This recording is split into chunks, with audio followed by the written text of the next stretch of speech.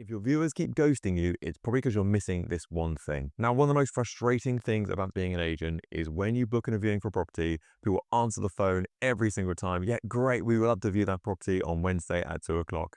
But suddenly, when you call for feedback a few days later, they disappear. Now, the reason why this is usually a lack of expectation about the next stages from here. Of course, you should be getting feedback when you're on the viewing appointment. What you should also be doing is setting the timescale and the next communication with the potential buyer of that home. This means that not only are we getting that feedback on the appointment, but also we're setting a time and date to speak to that person next. That could be late in that afternoon, that could be the next morning, and it could go on the lines of, look, we've got the idea of the property, we see you quite like it. I'm going to give you a call today at 3 o'clock to find your final feedback for this property.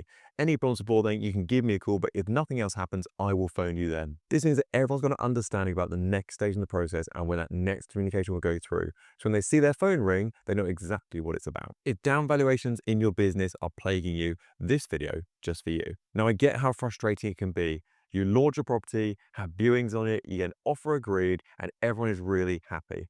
Then the mortgage valuation takes place and they actually down value the property. I mean, I had 5 viewings on that property and it sold really quickly. What are they thinking? Now, in these situations, prevention is better than cure.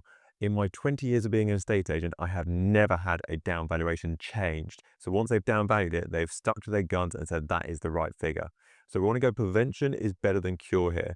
What I would look at is when a valuation takes place on your properties you've sold, do the comparables for the surveyor. Now, they have quite tight criteria about what they can look for and what they can't look for, but they can be led by the examples you put in front of them. So for example, if you go and meet the surveyor at the property and go, here are 10 comparables that back up what we've sold this property for. Oh, by the way, we had an open date on the property and we had 10 viewings and 3 offers for it. Now, although that may give them no information they can use officially in their report, it gives them a really good idea what demand was like for that property. So if it puts in the mindset and goes, actually, this must be about the right sort of direction to get that sort of demand straight out of the box. Because what we don't want to be doing is agreeing deals for them to fall through later.